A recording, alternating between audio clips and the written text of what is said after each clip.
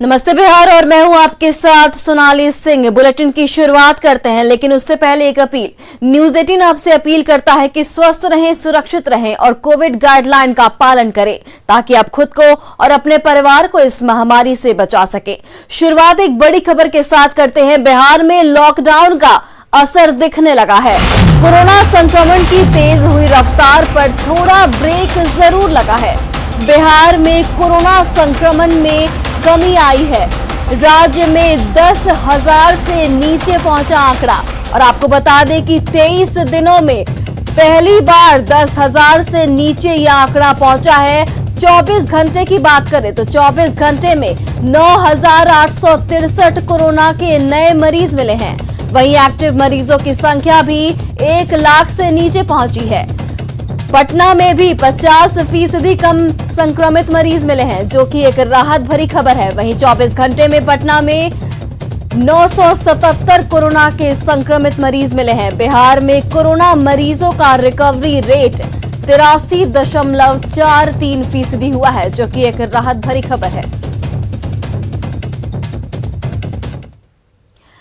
नए मरीजों की संख्या में आई कमी पर सीएम नीतीश कुमार ने कहा है कि लॉकडाउन का असर दिख रहा है। इसके साथ ही सीएम नीतीश ने एक ऑडियो संदेश जारी कर बिहार के लोगों से सहयोग की अपील की है। आज दुनिया भर के लोगों की तरह देश के लोग भी कोरोना महामारी से जूझ रहे हैं। कोरोना के संकट काल में अनुशासन और हिम्मत के साथ चिकित्सकों, चिकित्सा कर्मियों, नर्सों, सफाई कर्मियों, प्रशासन और पुलिस सहित सभी कोरोना योद्धाओं द्वारा सराहनीय कार्य किया जा रहा है। कोरोना की पहली लहर का बिहार ने दृढ़ता और साहस के साथ सामना किया। इस बार भी दृढ़ इच्छा शक्ति, सकारात्मक सोच के साथ बिहारवासी कोरोना के खिलाफ इस जंग में सफल होंगे। आप अपना हौसला और धैर्य बनाए रखें, जागरूक रहें और डॉक्टरों की सलाह और सुझाव का पालन करें।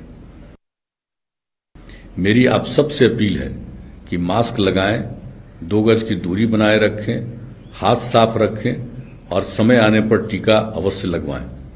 मुझे पूरा भरोसा है कि हम सब मिलकर इस बीमारी पर अवश्य विजय प्राप्त करेंगे। आप सबको धन्यवाद। वहीं कोरोना से थोड़ी राहत भरी खबर के बीच बिहार में खतरनाक ब्लैक फंगस वायरस की एंट्री हो चुकी है।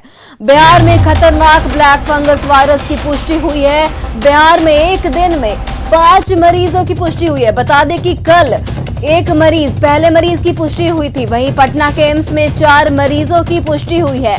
वहीं IGIMS में 1 मरीज में इस ब्लैक फंगस के संक्रमण की पुष्टि हुई है। डॉक्टरों की टीम इलाज में फिलहाल जुटी हुई है। एक्सपर्ट डॉक्टर्स की टीम गठित की गई है। ब्लैक फंगस कोशिकाओं को नष्ट करने के साथ ही हड्डियों को भी नुकसान पहुंचाता है। तो देखिए, बिहार में ब्लैक फंगस की एंट्री हो गई है। कल ब्लैक फंगस का पहला मामला आया था और आज बिहार में 5 नए मामले आए हैं ब्लैक फंगस के। पटना एम्स में 4 मामले आए हैं। वहीं IGIMS में 1 मामला आया है। तो एक बड़ी चुनौती स्वास्थ्य विभाग के लिए।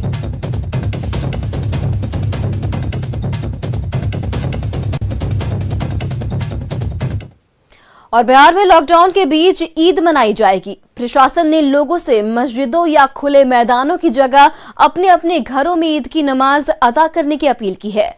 प्रशासन ने ईद में बहाने लॉकडाउन तोड़ने वालों पर कड़ी कार्रवाई की चेतावनी दी है। इस संबंध में सभी जिले के SP को आदेश जारी किए गए हैं। सरकार के धार्मिक आयोजनों पर प्रतिबंध है, धार्मिक संस्थान बंद हैं और सार्वजनिक स्थानों पर भी आयोजनों पर प्रतिबंध है। तो सभी लोगों से हमारी अपील है कि वे यह त्यौहार अपने अपने घरों में सीमित लोगों के साथ उनके साथ ही मनाएं और संक्रमण ना फैले आम लोगों में, इसको देखें। छपरा में जिन 18 एम्बुलेंस के खड़े होने से सियासी मुद्दा गर्मा गया था, उनमें से 10 एम्बुलेंस को मरीजों की सेवा के लिए भेज दिया गया है। सिर्फ 8 एम्बुलेंस ही यहां पर खड़े हैं। हालांकि इस मुद्दे पर सांसद के कोई भी प्रतिनिधि या फिर सिविल सर्जन बोलने को तैयार नहीं है।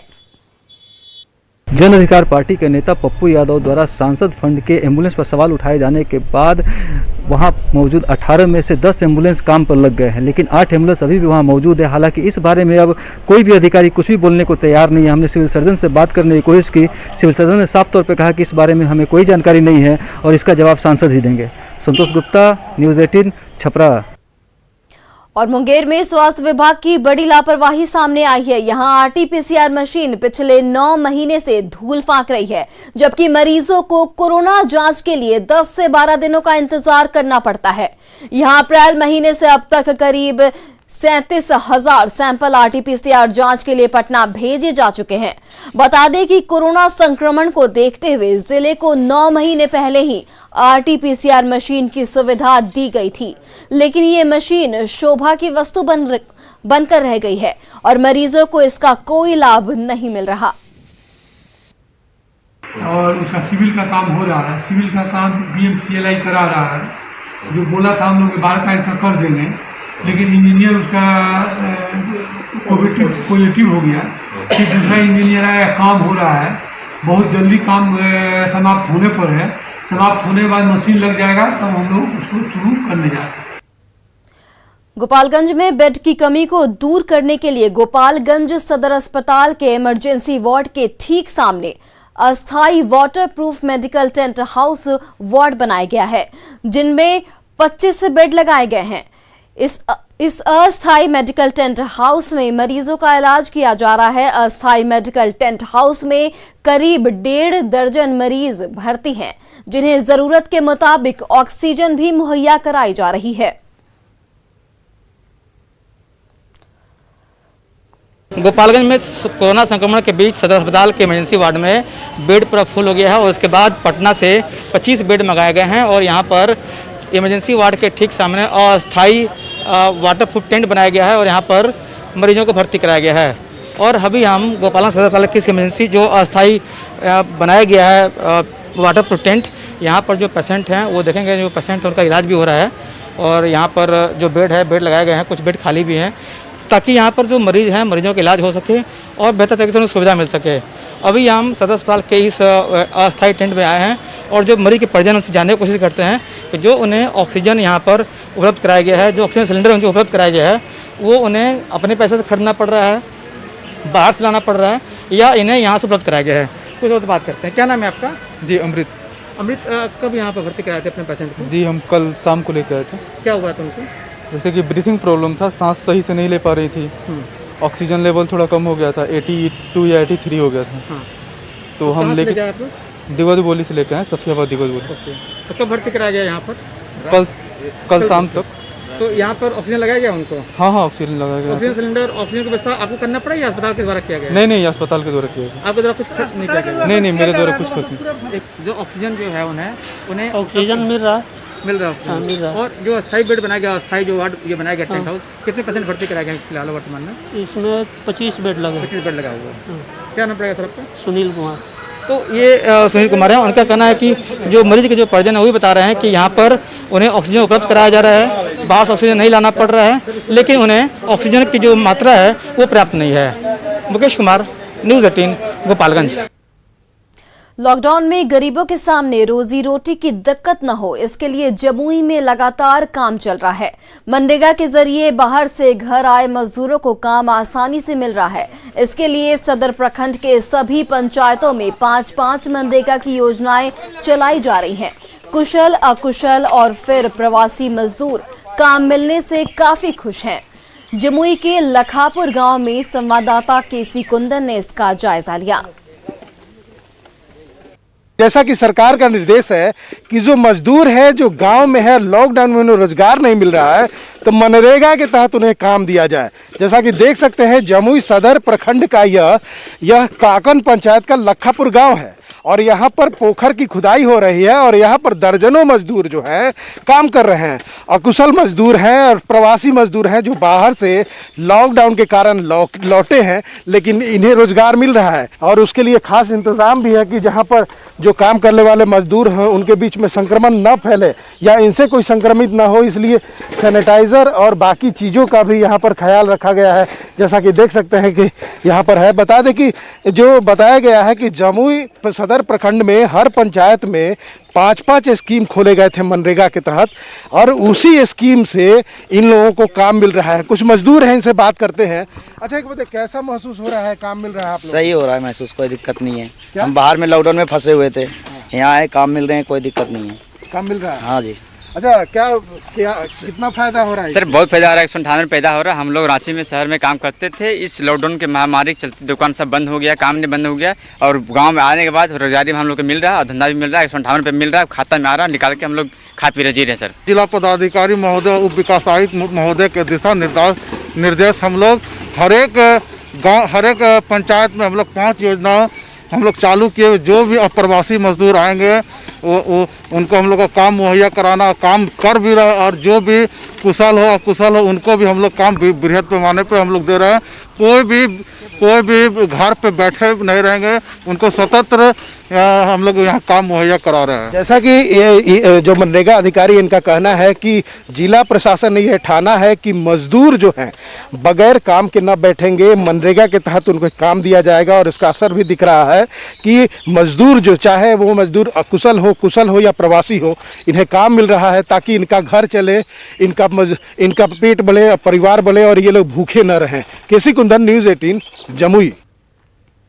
बैकुंठपुर के आरजेडी विधायक प्रेम शंकर राय गोपालगंज के 2 कोविड केयर सेंटर में मरीजों, स्वास्थ्यकर्मियों और मरीजों के परिजनों को भोजन करा रहे हैं। नरकटिया और सिधवालिया के झझवा कोविड सेंटर में फूड पैकेज भेजा जाता है। करीब 1 महीने से उनकी ये सेवा जारी है।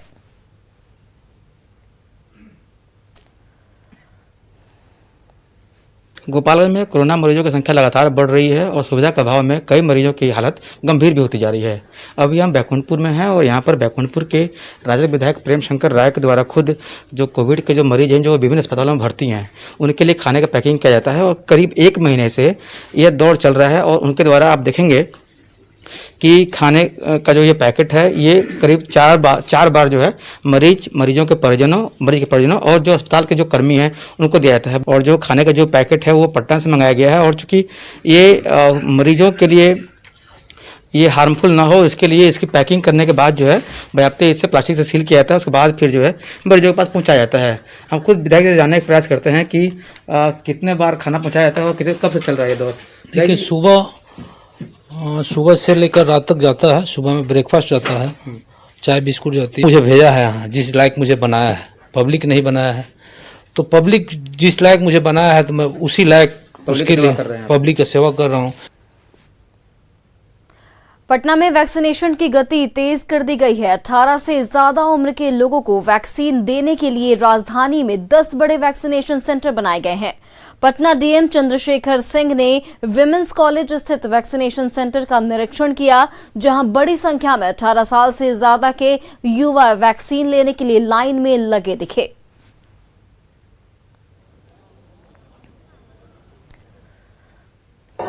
नहीं, टीकाकरण का कार्यक्रम बहुत महत्वपूर्ण है और हम लोग इसको बृहद पैमाने पर शहरी क्षेत्र में चला रहे हैं और अभी 10 बड़े सेंटर हम लोगों ने बनाया है स्कूल कॉलेजों में, जैसे पटना विमेंस कॉलेज में है। यहाँ हम लोग बड़ी संख्या में लोगों का वैक्सीनेशन कराना चाह रहे हैं और उसी का निरीक्षण हम लोग कर रहे हैं। लोगों से अनुरोध भी है कि अपना स्लॉट बुक करके उनका जो डेट और टाइम और स्थल जो मिलता है वो सेलेक्ट करके उस समय पर जाएं और वहाँ सेंटर पर जाकर के कराएं। शहरों के बाद कोरोना का कहर गांव में भी बरपा है। जब शहरों में अस्पताल, बेड और डॉक्टर की कमी है तो गांव का क्या हाल होगा, ये बताने की जरूरत बिल्कुल नहीं है। ऐसे में अगर गांव के लोग बीमार पड़ते हैं तो उन्हें झोला छाप डॉक्टर ही नसीब होते हैं।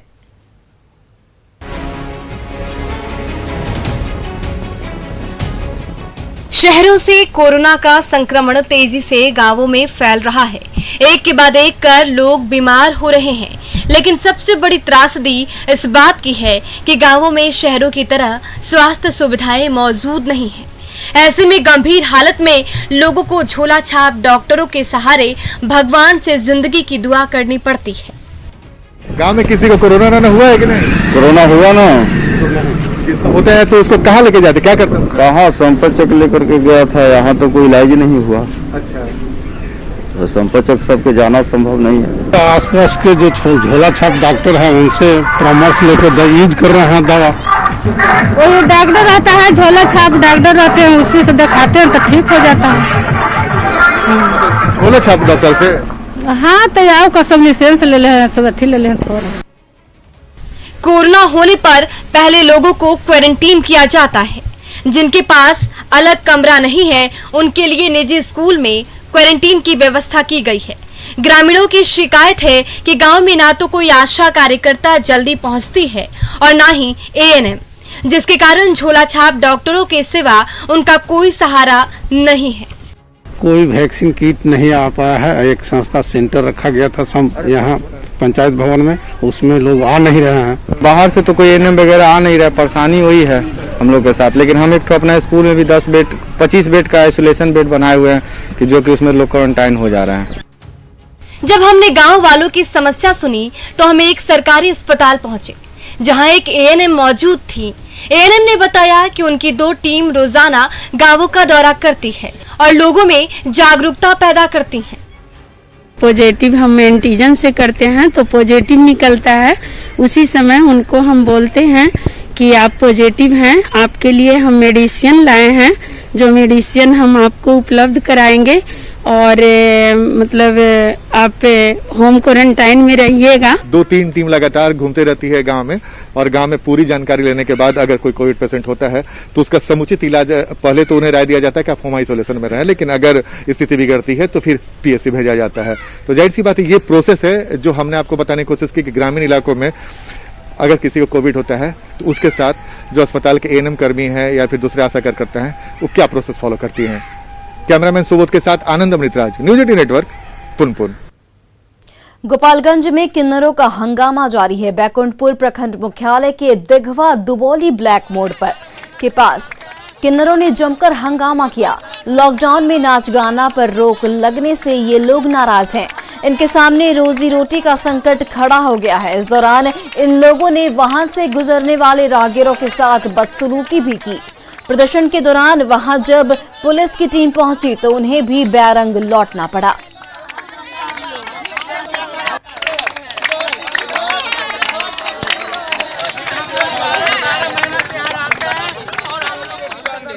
मैं नाच गाना का प्रोग्राम करती हूँ और जब जब हम लोग का सीजन आता है तो ये सब कोरोना वायरस निकल जाता है, हम लोग को रोजी रोटी छिना जाता है। हम लोग 10 समाज हैं और 10 घर का बच्चे हैं, सब हम लोग कलाकार हैं। सालों भर हम रूम लेके यहाँ रहते हैं रेंट पे, और रूम वाला भी पैसा निकालता है, मांगता है। ब्रेक के बाद आप सभी का स्वागत है। दानापुर में लॉकडाउन के दौरान भी सोन नदी से बालू की लूट जारी है। पटना और भोजपुर सीमा पर सोन नदी से बालू माफिया लगातार बालू का अवैध खनन कर रहे हैं, लेकिन प्रशासन चुप्पी साधे बैठा है। बालू माफियाओं के खिलाफ प्रशासन की इसी चुप्पी की वजह से ब्रॉडसन कंपनी ने 1 मई से ही बालू खनन का काम बंद किया हुआ है। कंपनी के निदेशक बताते हैं कि रोजाना बालू माफिया सरकारी राजस्व को 3 से 4 करोड़ का चूना लगा रहे हैं, लेकिन फिर भी प्रशासन कोई कार्रवाई नहीं कर रहा। प्रशासन की इसी लापरवाही की वजह से उनकी कंपनी ने खनन का काम बंद कर दिया है, और जब से खनन का काम बंद हुआ है तब से अवैध खनन का खेल और खुलेआम चलने लगा है।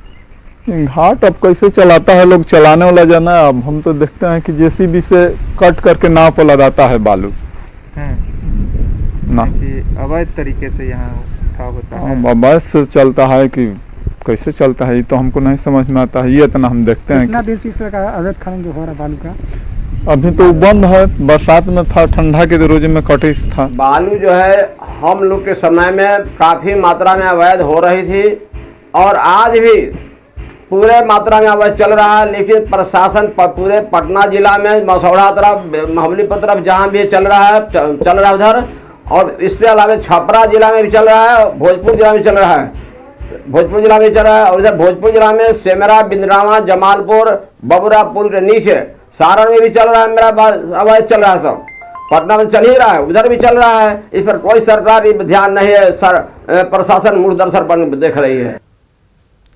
जाप अध्यक्ष पप्पू यादव की गिरफ्तारी पर आरजेडी असमंजस की स्थिति में है। पहले जिस आरजेडी ने पप्पू यादव की गिरफ्तारी का विरोध किया था, अब वही आरजेडी कह रही है कि पप्पू यादव लोगों की सहानुभूति बटोरने के लिए खुद गिरफ्तार हुए हैं। आरजेडी प्रवक्ता मृत्युंजय तिवारी और विधायक चंद्रशेखर ने पप्पू यादव पर सरकार की गोद में खेलने का आरोप लगाया है। हों, जिला प्रशासन के लोग हों, सारे लोगों ने इनको सुरक्षा दिया। मधेपुरा में इनका हेलीकॉप्टर 4 जगह लैंड किया। पूर्व सूचना हम लोगों ने दिया लिखित, कलेक्टर ने रिसीव नहीं किया। तो बिना सरकार के संरक्षण का, सुशासन बाबू के संरक्षण का ऐसा व्यक्ति जो वहां से मधेपुरा में चुनाव लड़ रहा था, इसका मतलब ये नूरा कुश्ती, चाहे 2015 का चुनाव आप लोग याद करिए। तो फिलहाल इस बुलेटिन में इतना ही। देश और प्रदेश की तमाम बड़ी खबरों के लिए आप देखते रहिए न्यूज़ 18 बिहार झारखंड।